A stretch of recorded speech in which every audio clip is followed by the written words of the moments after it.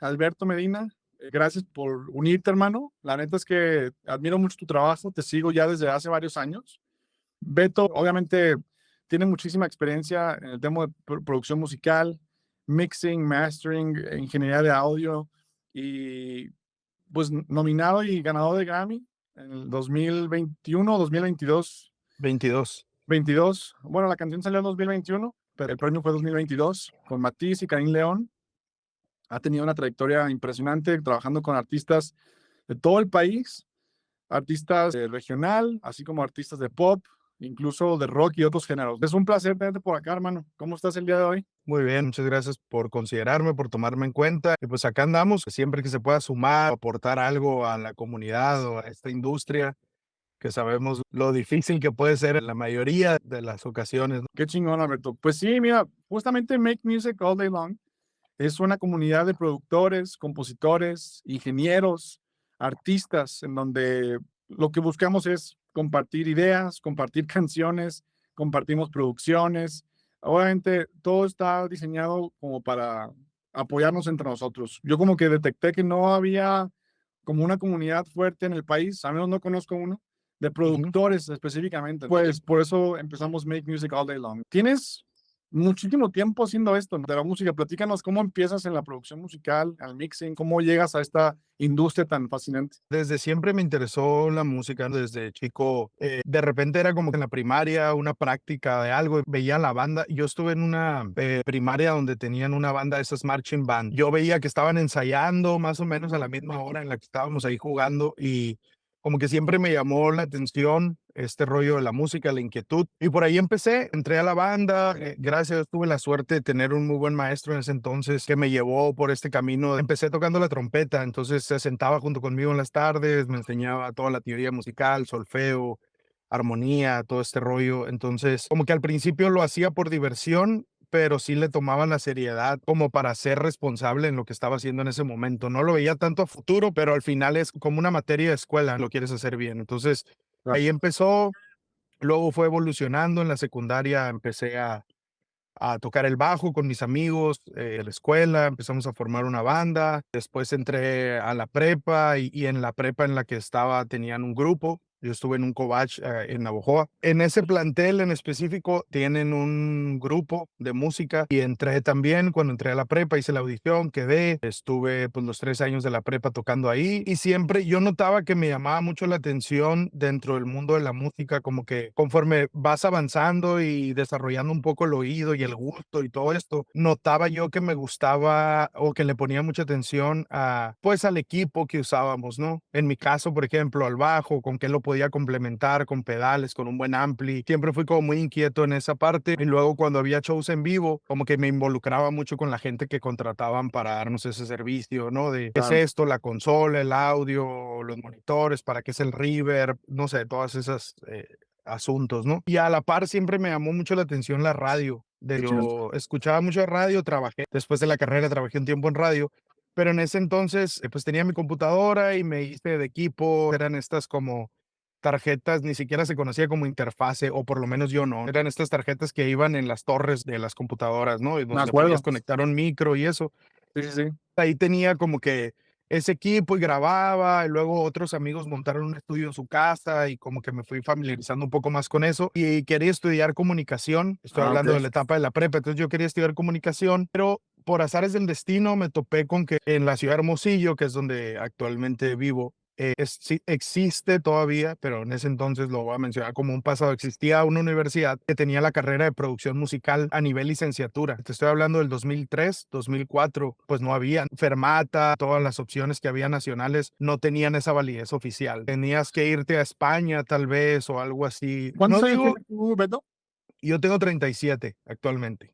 Ah, Y sí, no. casualmente estaba aquí en Hermosillo, esa universidad. Sí, ha cambiado obviamente mi opinión desde ese momento hasta ahora, pero en ese momento en mi entorno era como que importante un título, importante una validez oficial. No digo que no lo siga haciendo, simplemente mi opinión al respecto ha ido evolucionando. En ese entonces me importaba mucho a mí y sobre todo a mi familia, que si bien me estaba apoyando en este rollo de la música, de alguna manera querían algo más seguro, ¿no? Por ese motivo me vine a estudiar producción para acá, terminé la carrera, es una carrera de 4 años y ya después como que no me quería quedar con la inquietud de salir de aquí, del estado, de conocer otras cosas, conocer otras personas, otras maneras de trabajar. Entonces tomé la decisión de solo irme a hacer unos cursos, entre ellos la capacitación de Ableton Live, yo también viendo como, bueno, después puedo dar cursos sobre eso y etcétera. Eso también me sirvió para como que abrir mi mente en muchos aspectos, que sobre todo la gente que no somos de la Ciudad de México, la llamada provincia,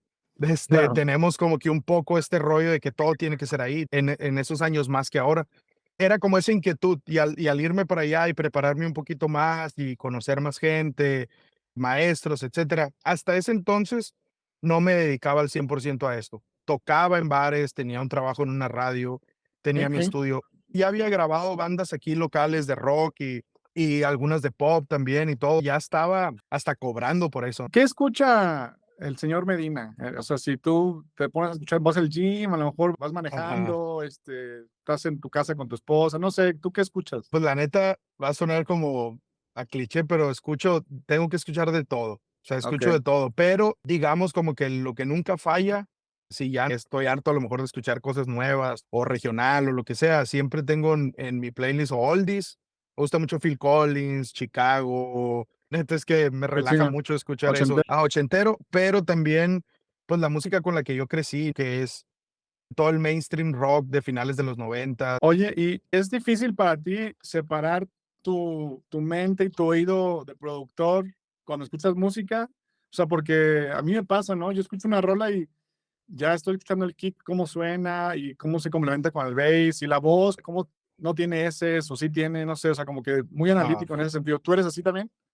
Hubo una etapa en la que sí me hice mucho a eso, de que todo lo estaba de alguna manera analizando, juzgando o intentando aprender de todo lo que escuchaba, pero, ¿qué será? Yo creo que la pandemia me ayudó mucho a relajarme en ese sentido, o sea, como que aprender a escuchar la música y disfrutarla.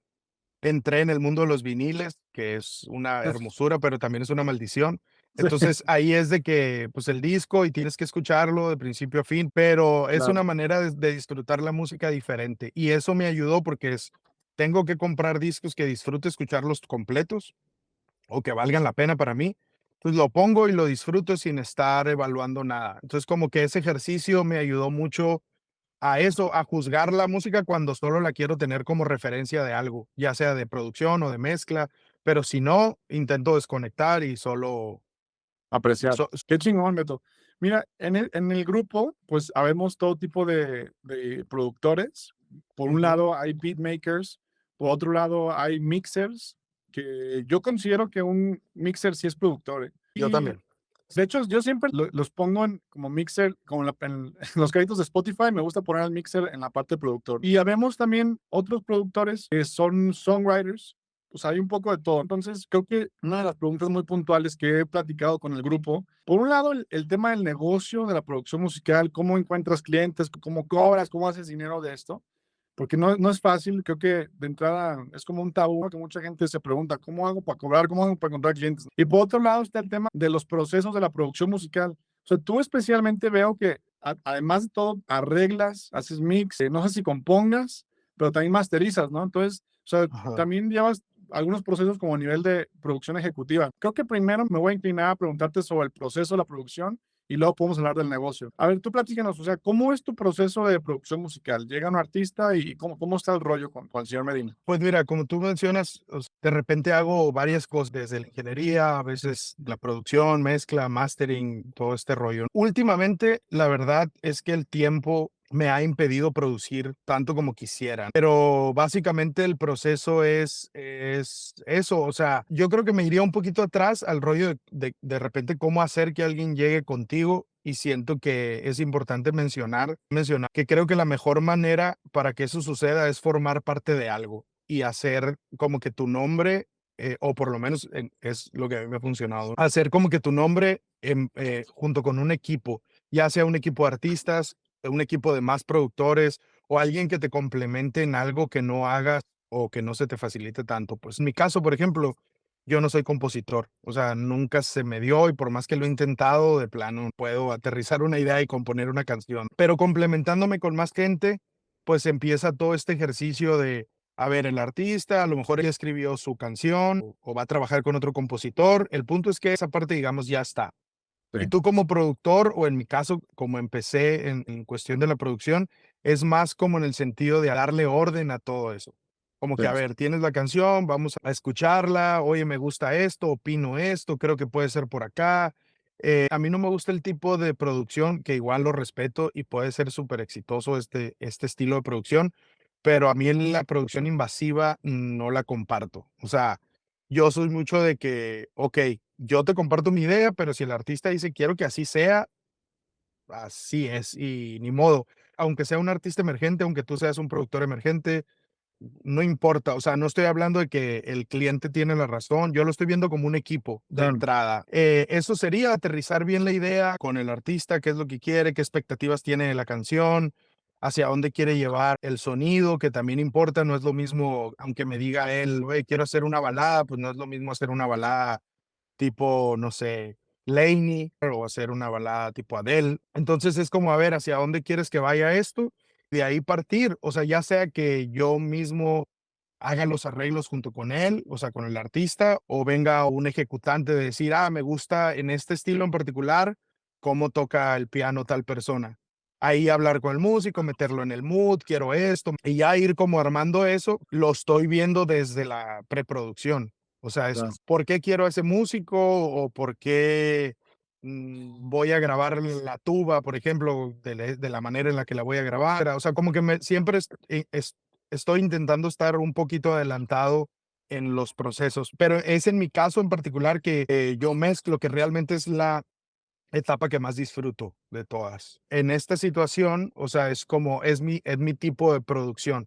Hay productores con los que trabajo que siento que es la producción moderna, que ellos hacen todo, pues, ¿no? O Claro. sea, ellos tienen una idea y ellos tocan el bajo, tocan la guitarra, tocan lo que vayan a programar, etcétera, etcétera. O sea, es como que aterrizar la idea rápido, rápido, rápido. Y está bien, o sea, es otro estilo de producción. El mío no, como que es un poco más de dirigir y de saber llevar y saber escoger quién, por qué, siempre Sí, pensando en hacia dónde va a ir eso. Obviamente la ingeniería antes de la mezcla cuenta muchísimo. La ingeniería, la edición, todo esto sí. cuenta muchísimo. Pero, pero si yo estoy presente en todos los procesos, siento obviamente que es más fácil. Entonces, sí, por lo que me cuentas, me da la impresión de que tienes muy definido tu estilo y eso me encanta saberlo. Al final de cuentas, creo que también va mucho de los gustos y la personalidad de cada quien, ¿verdad? Ujú. Mm, Claro, eres de que también hay que saber cuáles son, digo, tus mayores fuerzas y tus debilidades en todo esto y no, es como te digo, este tipo de producción invasiva a veces de que si esta persona opina sobre algo, a lo mejor voy a compartir créditos con él y no quiero, se da mucho en la industria, ¿no? sí, Entonces, en ese tipo de cosas es como, güey, la neta, si vas a sumar o si vamos a sumar o algo por el bien del artista o por el bien de la canción o todo eso, creo que es súper bien recibido hacerlo. Y aparte tú identificas cuando alguien tiene esa intención nomás de colarse por ahí o una intención real de, oye, te puedo sumar, entendí tan cabrón qué es lo que estás haciendo, que mira, ¿qué te parece si nos vamos por acá y complementamos este sí, sí Royce? pasa mucho eso, Beto, de que hay gente que nomás se quiere meter por meterse y termina a lo mejor como invadiendo un poco.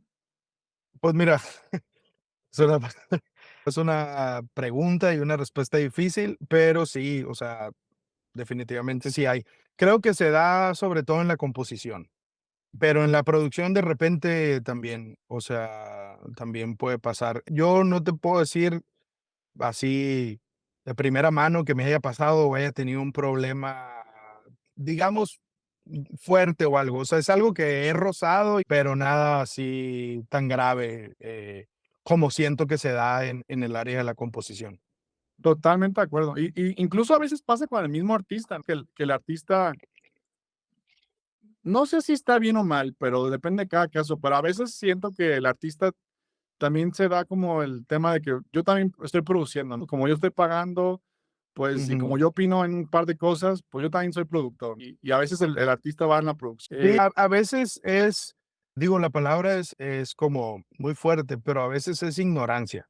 O sea, en Sí, la industria, al final, hay muchas cosas que no están profesionalizadas y hay muchas cosas en las que te das cuenta ya que estás dentro. Entonces, tampoco hay veces que está malintencionado todo lo que se haga, ¿no? O quisiera pensar que no, pero también pasa de repente que un productor ejecutivo confunde ser un productor. sí, Entonces, aunque no sea el artista, o sea, sí. simplemente la persona que está pagando, pues dice, ah, yo soy productor, y aunque no haya hecho, digo, tiene un gran mérito tener el recurso para financiarlo todo, pero sabes a lo que me refiero, o sea, de repente ese tipo de cosas, ignorancia. En cuestión del artista, siento que es una línea muy delgada porque sí, me ha tocado las dos. De repente trabajar con alguien que no ha hecho mucho, pero como tú dices, quiero estar en la parte de la producción porque al final es mi rol y todo, y la otra parte que es, realmente hice mucho, no me interesa el crédito o lo que sea. Entonces, te digo, es una línea muy delgada, tanto puede haber artistas de un lado como Como que en otra parte que tú digas sinceramente, güey, sí merece esta persona estar en el crédito de productor por todo lo que aportó, porque al final a lo mejor hasta pues es el autor intelectual de todo. Él me bajó la idea, él me dijo cómo, para dónde, qué rollo, o sea, yo simplemente organicé y obviamente haces muchas otras labores, no nomás organizar, pero te digo, por eso considero que es una línea delgada y es hasta un rollo delicado esto de los créditos. Y como hay mucho dinero involucrado en todas las etapas, se vuelve más delicado todavía, pues. me imagino. Y sobre todo al nivel al que ya estás tú.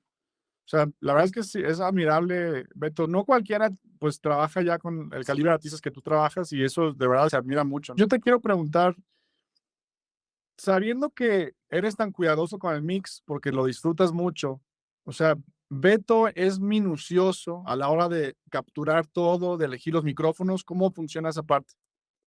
Sí, creo, o sea, yo tal vez a estas alturas, podría pensar que no tanto, porque creo que vas desarrollando algo, no sé, tú, por ejemplo, que eres guitarrista, o sea, creo que vas desarrollando la técnica, el gusto, y de repente hay ciertas cosas que en retrospectiva puedes decir: "Oye, está difícil", pero ya lo tienes, ya sabes cómo quieres sonar, qué tipo de ampli quieres, qué tipo de cuerdas. Entonces, pongo esa analogía en el sentido de que de repente yo siento como que no, o sea, es como, ah, este micro, este preamp y en tales niveles y así, pero tal vez para otra persona pueda ser como, a la madre, o sea, qué cuidadoso es este vato, que supo escoger este micro para tal género, para tal voz o algo así, Claro, pero, o sea, lo haces a veces por inercia, pero lo que sí tengo siempre bien presente es en la medida de lo posible, a veces solo tienes un micro y vámonos. O sea, dale claro. micro a la interfase y en situaciones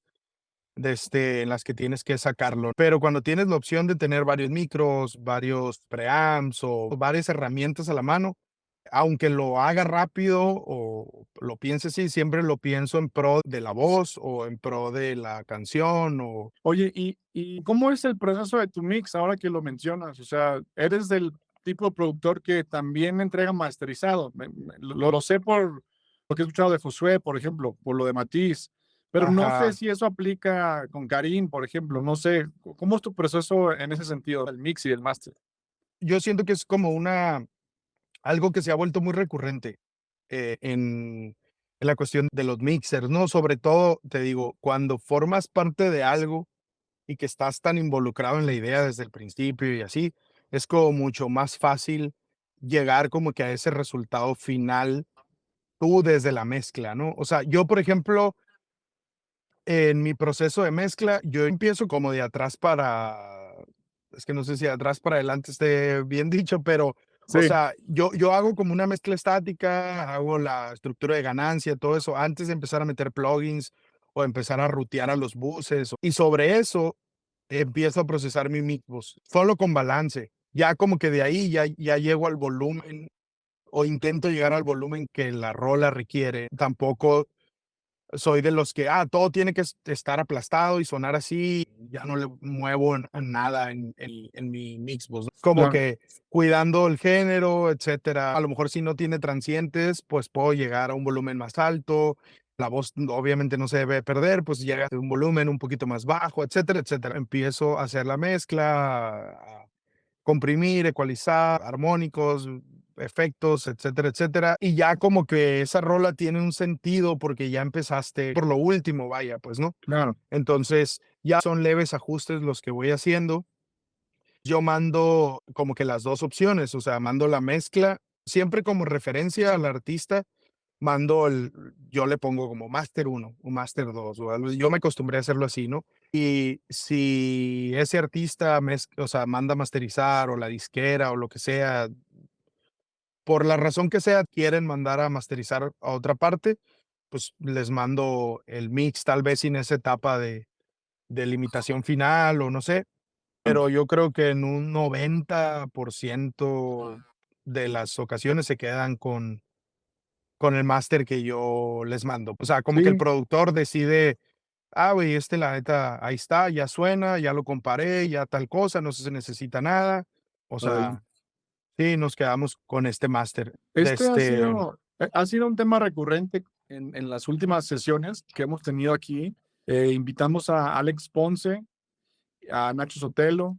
Creo que verdaderamente ustedes 3 son como tan muy perros esos dos que dijiste, ¿eh? Digo, son buenos amigos y la neta es que sí, sí, siempre he sí. admirado mucho el trabajo de los dos. Sí, claro, la verdad es muy admirable el trabajo de los 3 y cada uno con su estilo. La verdad es que de lo que tú haces, Beto, a mí me gusta muchísimo cómo suenan las voces y cómo todo suena como envuelto muy naturalmente. Te digo, Okey.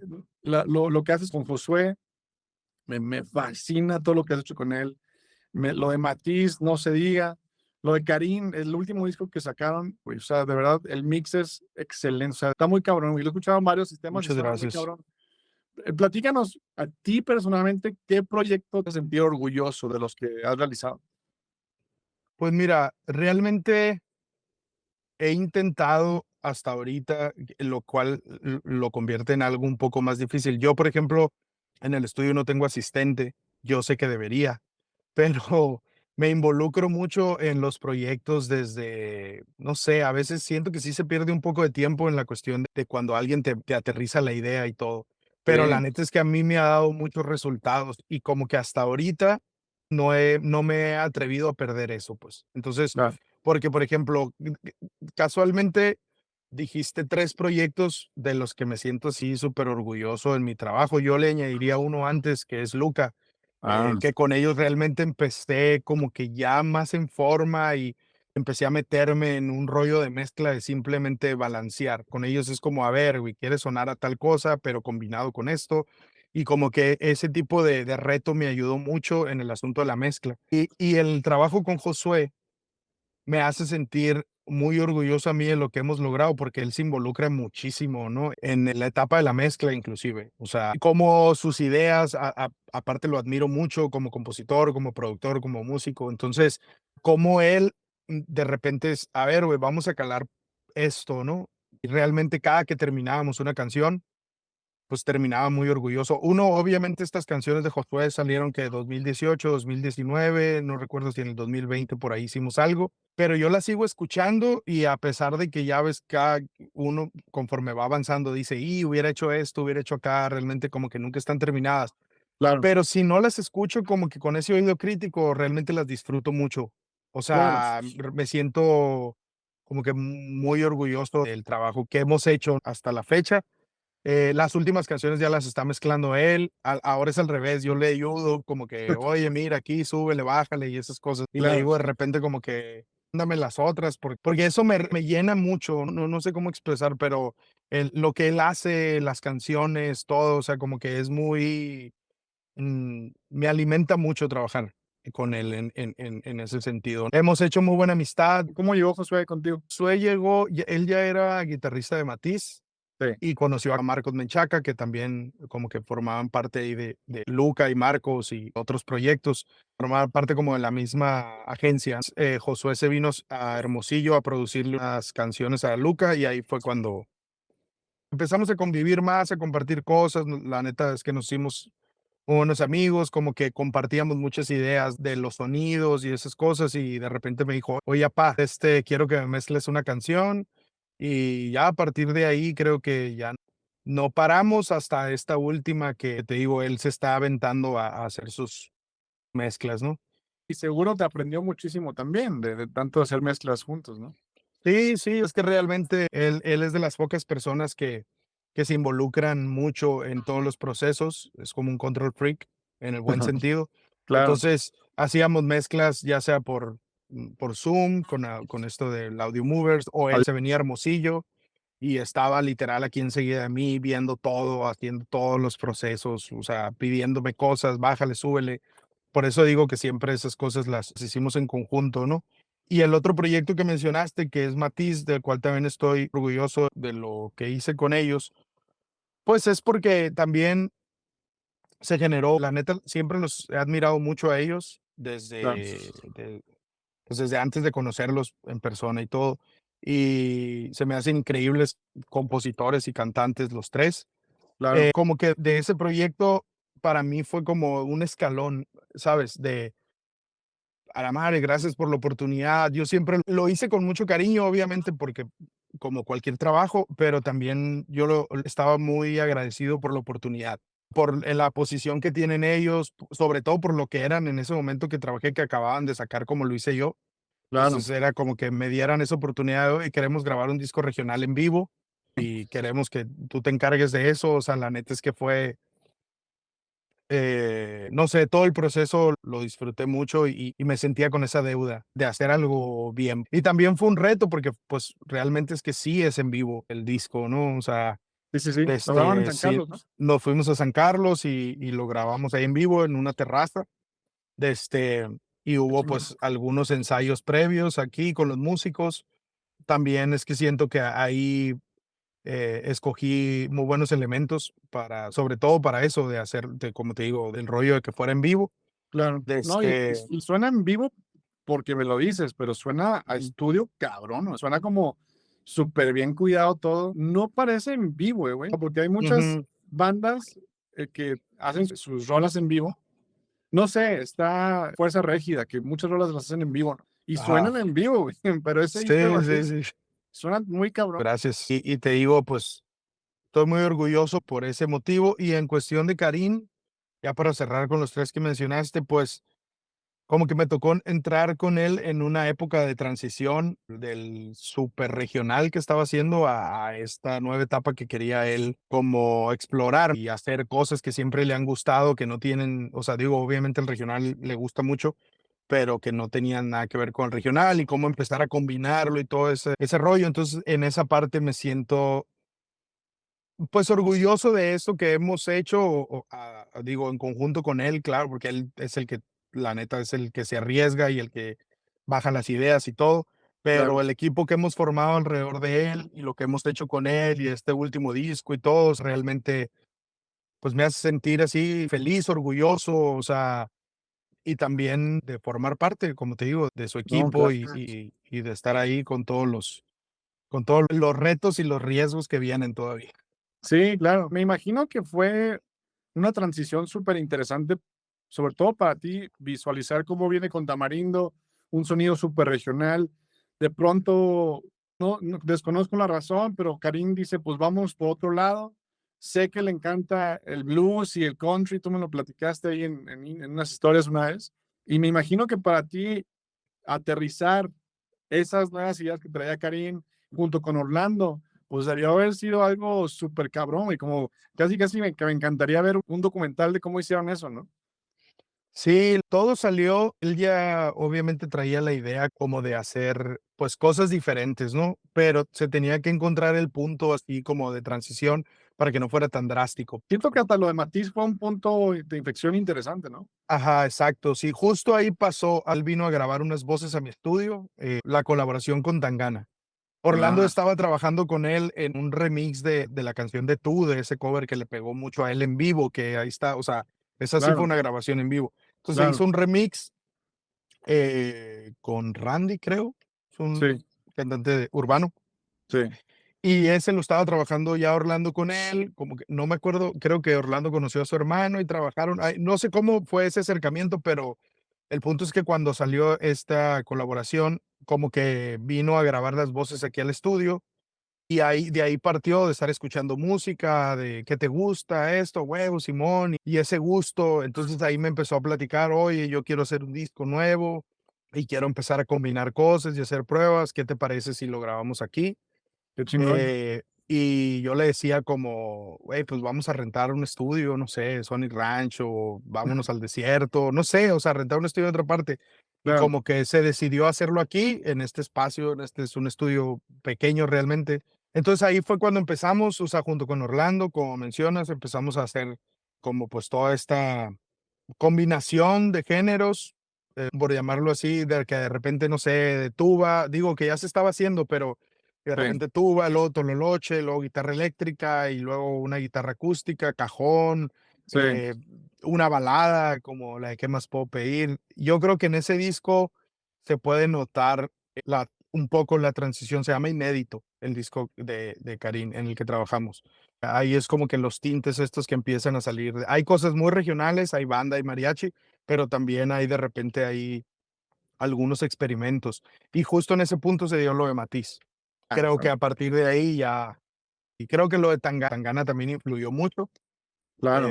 como que a él le abrió el horizonte, ¿no? Así como, qué cabrón que se puede hacer esto con el regional y todo este rollo. Y siento que esa fusión, entre muchas otras cosas que han pasado en la industria, es lo Ajá. que le ha dado tanta visibilidad a la música mexicana, que para mí es un gran orgullo ver cómo, pues, la música empieza a llegar a muchos lados, no nomás en Estados Unidos, o sea, de verdad en toda Latinoamérica, hasta en África, Europa, o sea, ya la música mexicana se escucha en todos lados y qué padre, la verdad es que padre saber que, pues, estás a tope con eso. Yo, francamente, pues, como te lo decía hace rato, es de admirarse tu trabajo. Creo que el que sepas combinar tan perfectamente bien y tan equilibradamente el tema de la ingeniería en vivo, las mezclas, la producción, o sea, no está fácil, güey. O sea, de verdad que para todos nosotros que estamos aquí escuchándote, pues, de verdad créeme que es súper inspirador saber que se puede trabajar en esta industria, que se puede llegar a conocer o trabajar con proyectos muy importantes, ¿no? Yo creo que Ujú. una pregunta muy importante, ya casi terminamos, ¿cómo haces para saber cuánto cobrarle a tus clientes? O sea, me imagino que hay todo tipo de formas de hacerlo, depende del sapo la pedrada a lo mejor, o tienes paquetes estándar, no sé, ¿cómo lo haces tú? Platícanos. Pues sí, es un tema difícil, la verdad. Creo que sí, tal cual como tú lo dijiste, depende del sapo la pedrada y hay ciertas cosas a considerar también, creo yo. O sea, como que de repente yo quise establecer como que un estándar, pero ese estándar es más bien como de un mínimo. O sea, de que de aquí para abajo nada. O sea, como para que, digamos, valga la pena, pues el trabajo y todo lo que ya uno sabe pues, cómo valorar su trabajo y cómo quiere que de repente los demás lo valoren también, ¿no? Entonces, Claro, como que ese fue un punto, establecer como que un mínimo y de repente decir, okey, esto es para proyectos independientes, proyectos que me gusten mucho y de repente, no sé, querer trabajar y querer tener ese proyecto, o sea, querer ser parte, de repente algo que puede ser, digamos, ya importante, pero que tiene muy pocos elementos. Por ponerte sí, un ejemplo, una canción cierreña que tiene bajo o tuba y dos guitarras y voz. O sea, de sí, repente así como, no sé, como ese tipo de cosas, ¿no? Y luego hay un escalón más arriba, que es como ya proyectos un poco más importantes, que sabes que sí hay un presupuesto o hay gente que tiene ganas de trabajar contigo, no sé, o sea, como que hay un escalón por ahí en medio, ¿no?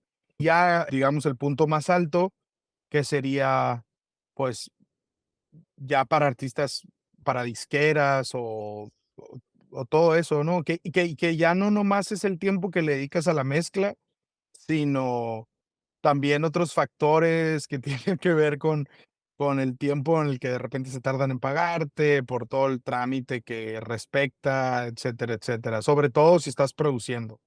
Si claro, estás mezclando y ya, digo, en mi caso que he producido así, que sabes cómo funcione ese asunto, tú mezclas y esperas, pues ahí lo va a caer, pero consideras eso en la cuestión de la paga, ¿no? Claro, Pero te digo, todos esos factores se consideran, yo por lo menos los considero a la hora de que voy a cobrar por un proyecto. Hablando en particular de, pues bueno, creo que iba a decir de mezcla y máster, pero creo que aplica para todo como productor también. O claro. sea, creo que tienes que tomar en cuenta eso, si es algo súper básico, si es un proyecto independiente, si es un proyecto en el que tú quieras trabajar y a lo mejor estás bajando tu precio porque quieres hacerlo, no sé. O hay veces que simplemente el proyecto llega y te dice, hay tanto, lo haces y Pues sí. pues dices, bueno, está dentro del margen, del rango, pues me la aviento, ¿no? Sí, hay otros proyectos que también te dan nombre y lo aceptas como vengan, ¿no? Ajá. Yo, mira, no sé tú cómo lo veas por allá en Hermosillo, también has estado en Ciudad de México y conoces la industria aquí en Ciudad de México. Como que por todos lados cambia, ¿no? O sea, yo en Los Ángeles, ahora que voy muchísimo para allá, veo que hay mixers que te cobran desde $500, pero Ujú. hay mixers que te cobran 5,000. Entonces, eso ya como que es un rango muy grande. En el tema de la Sí. producción también, o sea, he conocido productores que cobran desde $1,000 por el arreglo sin mix, pero otros que te cobran 20,000, en el caso de como Edgar Barrera a lo mejor, o hasta más, yo creo que cobra más ahora, ¿no? Supongo. Sí, yo también lo supongo. Y en México, como que hablando de eso que dices, pues esos 3 rangos, como que yo he visto un poco de todo, o sea, como que el rango mínimo, he visto proyectos que empiezan desde 15,000 pesos, o sea, que lo más bajo posible, 15,000, luego ya un rango un poco más grande, 60,000, 70,000 pesos, y luego ya arriba de eso, he visto ya producciones arriba de 200,000 pesos, ¿no? Entonces, sí, sí, Ujú. sí te entiendo, es variable y hay que saber cómo venderse, cómo valorar el trabajo y sobre todo muy importante que siempre le entregues al cliente la mejor experiencia en función de la canción. O sea, eso creo que es lo más importante, ¿no? Sí, claro, la canción es lo que importa al final y pues como tú mencionas, o sea, tú haces ese trato, tú lo aceptas y si ya dijiste que sí, yo siento que al final ese trabajo te va a traer cosas, eh, diga, buenas o malas en un futuro. Eso es lo que considero, porque de repente uno dice que sí, y luego ya le da flojera y no lo hace bien y todo. Entonces, es como si ya lo aceptas, darle y de la mejor manera posible, ¿no? Totalmente. Qué chingón compartir esta plática, Beto. Parece que el tiempo pues pasa muy rápido, ¿no? Y realmente que sí, se disfruta mucho platicar contigo. Gracias por darte el tiempo, Beto. Pues encantados. Gracias a todos de verdad por su tiempo. Muchas gracias. Un abrazo a todos, que pasen una excelente noche. Estamos en contacto. Saludos.